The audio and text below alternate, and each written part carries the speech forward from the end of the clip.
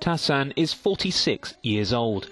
Before the attempted coup, he was the Deputy Director for Orphans in the Ministry of Family and Social Affairs in Turkey.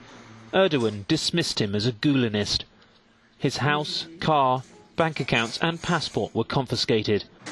Along with his wife Meryem and his 3 children, Tahsin fled Ankara and went into hiding in Turkey for almost a year. But in August, he borrowed €10,000 from friends and paid traffickers to get them to Greece. I took my daughter Rana and I told her that this was a game. I said, we will play a game of 3 levels. If we complete it, they will give us a prize. The first step, we have to cross the river to Greece, Alexandroupolis. I told her that we needed to walk a long way, pass by swamps, but we mustn't talk at all. The second step that I told her, when we arrive in Greece, we will surrender ourselves to the police. They would put us into a closed area, and we will stay in that place for 2 to 3 days. She shouldn't ask us anything, and she should do as she's told. If she doesn't complain and cry, there she moves up to the second level and takes a bigger prize.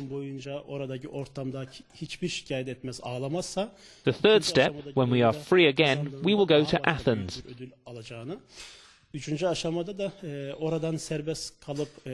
There we will live with people who do not speak Turkish. If she learns their language, starts school and speaks Greek with the teacher, we will go back to our house in Ankara.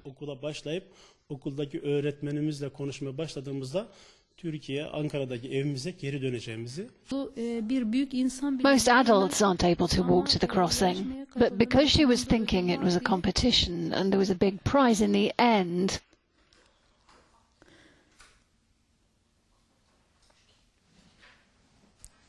she walked all the way there. When I tried to carry her, she said to me, "Please let me down, Mummy. I want to win the game." Tahsin and his family were lucky to make it safely over to Greece, but it's not the same fate for everyone.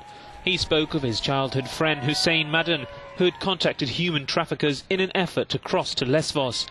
But they wanted €5,000, more than Hussein could afford. So desperate to escape authorities in Turkey, he bought an old wooden boat to make the journey to Lesvos himself, along with his family. Tahsin waited in Greece for Hussein to get in touch, but he heard nothing until Hussein's brother managed to speak to the Turkish embassy in Athens. They told him that 3 bodies had been discovered washed up in Lesvos. Tahsin is sure that it is them, but they are now waiting for DNA confirmation that it's his friend.